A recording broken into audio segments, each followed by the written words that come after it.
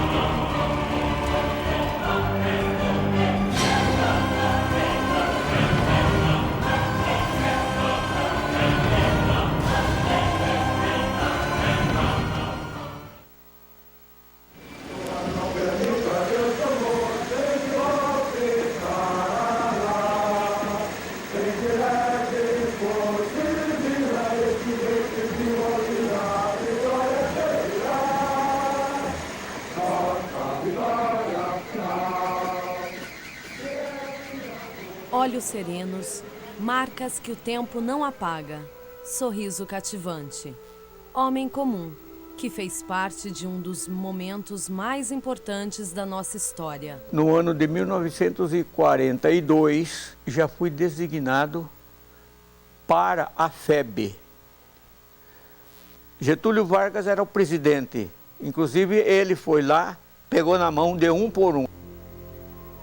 Em 1939, o mundo parecia adormecido. No Brasil, a vida transcorria normalmente sob o regime totalitário de Getúlio Vargas. Emissoras de rádio e a imprensa escrita eram as únicas fontes de informação. O mundo se agitou quando, com a invasão da Polônia pelos alemães, eclodia a Segunda Guerra Mundial.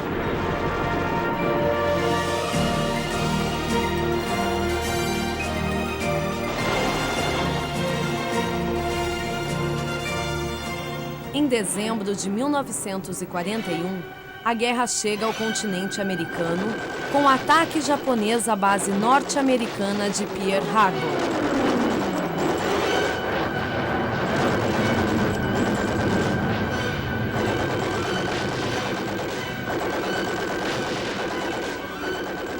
Um mês após o ataque, janeiro de 1942, o chanceler brasileiro Oswaldo Aranha anuncia a decisão de romper relações com os países do eixo, Alemanha, Itália e Japão.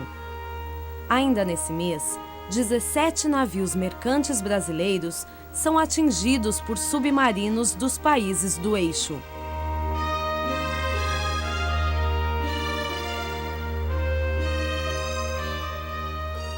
Nesse momento, o espírito de patriotismo teve uma nova dimensão na história nacional. A população foi às ruas, não para festejar a pátria, e sim para clamar por justiça ao presidente Getúlio Vargas. No momento do perigo, todos os brasileiros acorrerão à defesa da bandeira, e eu estarei convosco, pronto para lutar, para vencer, para morrer. Apesar da neutralidade de Getúlio Vargas, foi necessário tomar uma decisão. O Brasil de Vargas aliou-se aos Estados Unidos. Houve também negociações do ponto de vista econômico-financeiro, né?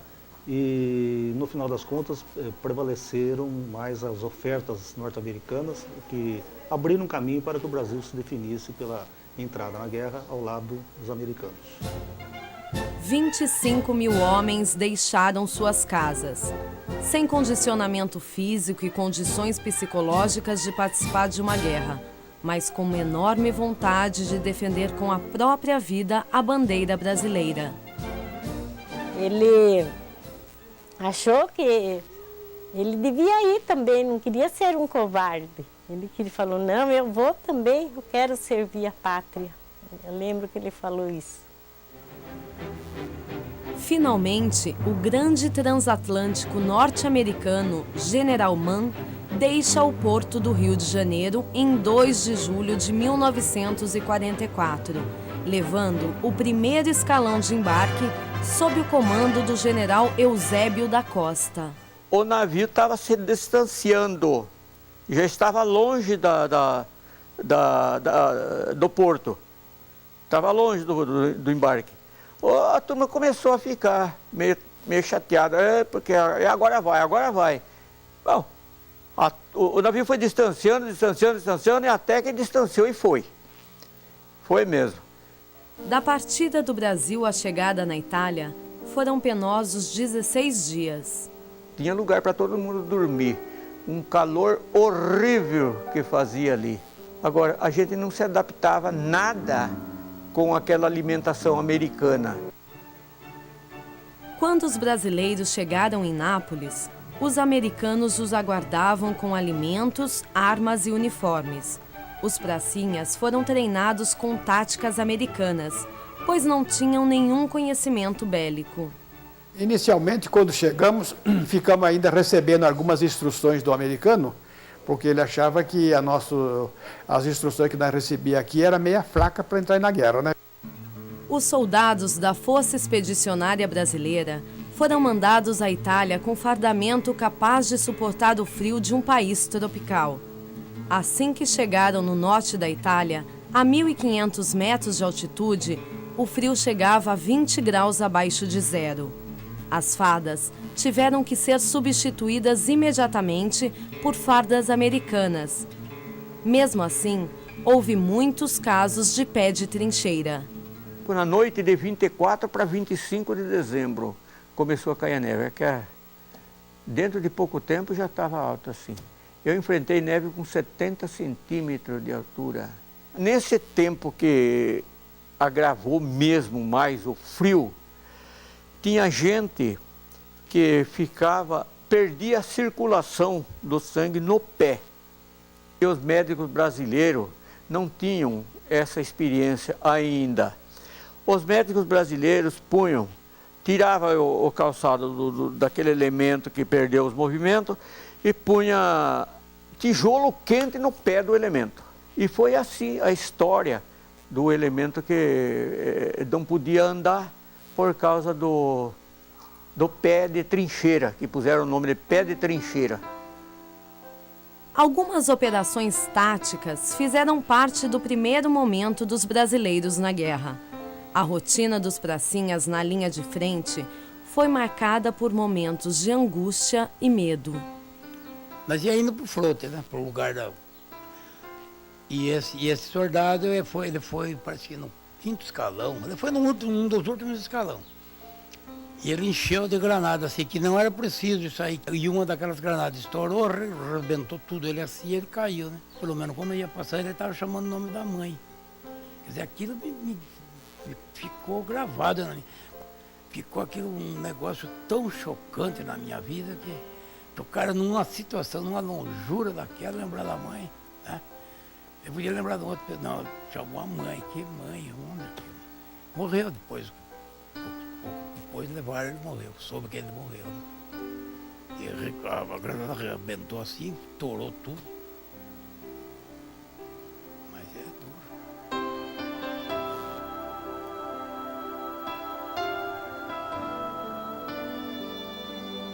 Saúde a ti e aos teus. São os votos mais sinceros que um coração embrutecido pela guerra não fossem pode tão fazer. Animadores, parentes, Eu, com a creio graça que bastante dos céus, amargos seriam até o os dias presente que momento, decorremos sob o censurado fogo, incrivelmente... Não podes calcular a vontade que tenho em conhecer minha filha Valéria, ver o progresso da Valderez nos estudos, o desenvolvimento dos outros garotos e, finalmente, Pina controlando À noite, 5 quando me filhos. deito para dormir, fico pensando sobre o meu dia. E me lembro que não tem um só momento que eu não pense em você. Aí, Já é hora de dormir. Rezo por você.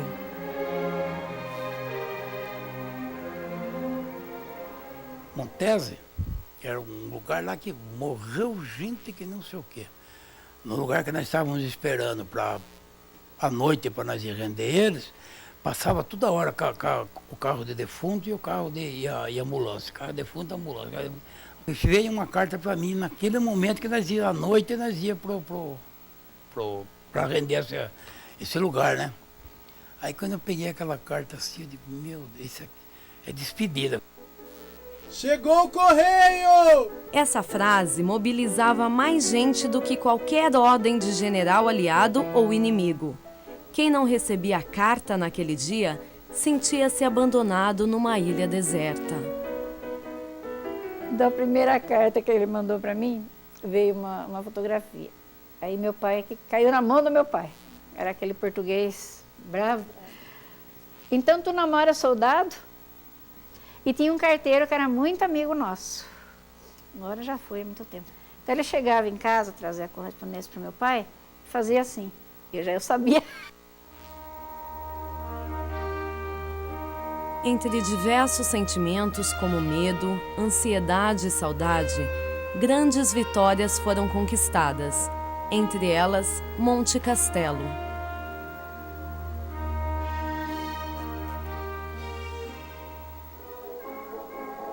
Dia 21 de fevereiro de 1945, o repórter Esso anunciava. E atenção, atenção! A Força Expedicionária Brasileira, depois de uma luta tenaz e vigorosa, conquistou a fortaleza nazista de Monte Castelo. Os dias se seguiam entre batalhas, descanso e saudades da família. Pensou a gente numa guerra, longe, país diferente que a gente não conhecia nada, não sabia nada, idioma diferente, não entendia nada. Então era um problema para a gente. Para dizer a verdade, eu não tive medo, porque a gente era muito bem preparado psicologicamente, né? Então a gente não tinha medo, porque ali a gente já tinha o negócio ali é matar ou morrer. Seres humanos que sofrem como todos, nossos heróis tinham uma enorme vontade de lutar pelo país, mas também sentiam medo e tristeza com a perda de pessoas próximas, amizades construídas no limite da vida e da morte. Morto eu vi, 2 amigos mesmo, 2 amigão. Ele sabe que ele vai ter que matar pessoas, né? E ele não necessariamente está sentindo essa necessidade, porque isso não é uma coisa que na sociedade normalmente ele está vivendo. Então ele vai ter que lidar com essa coisa da morte, né? E de provocar a morte nas pessoas. Então só isso já cria um caos de significados para ele. 3 de maio chega a notícia mais esperada. Todos os exércitos inimigos da Itália se renderam na noite de ontem. Foram mais de 200 dias de batalha. Nem todos voltaram. 465 brasileiros perderam a vida pela pátria e foram enterrados em Pistoia, sendo trazidos anos depois para o Rio de Janeiro. Aqueles que puderam rever suas famílias foram recebidos com aclamação.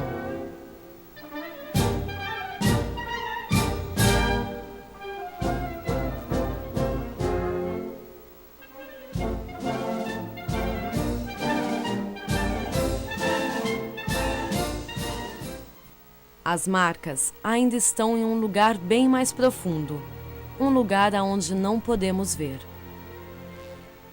A brutalidade generalizada da guerra provocou milhões de vítimas no mundo, estimadas em 55 milhões de mortos, 35 milhões de feridos, 20 milhões de órfãos e 190 milhões de refugiados. Para o Brasil, os números também foram assustadores.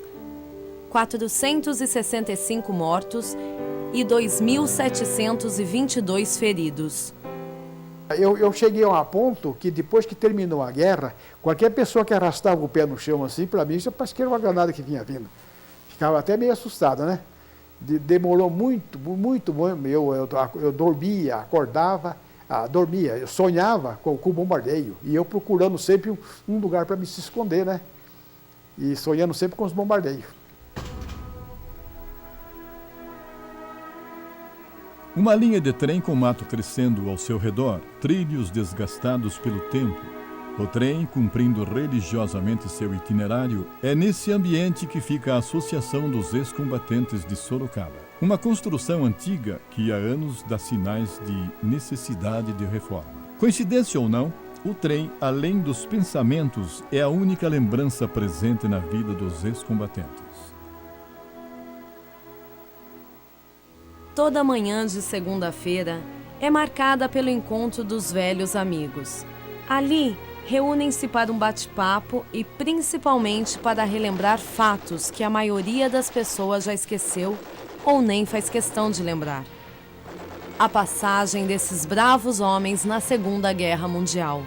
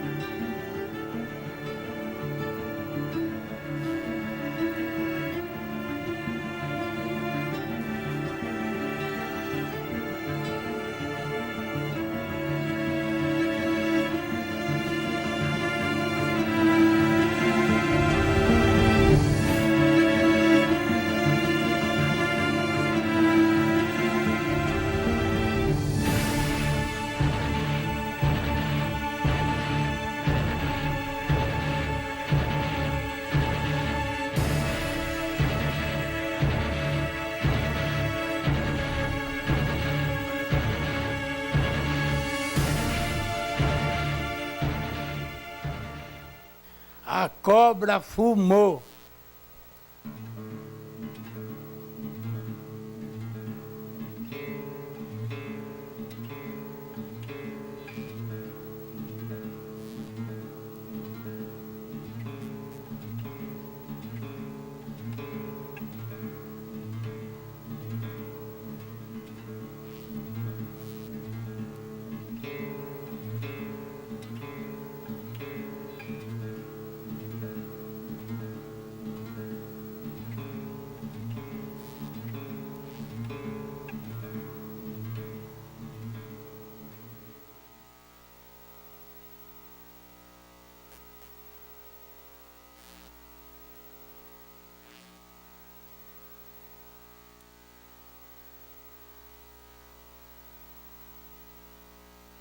Tá, então, um documentário muito interessante, eu acho que emocionante para você rever os ex-combatentes sorocabanos que estiveram na Segunda Guerra Mundial.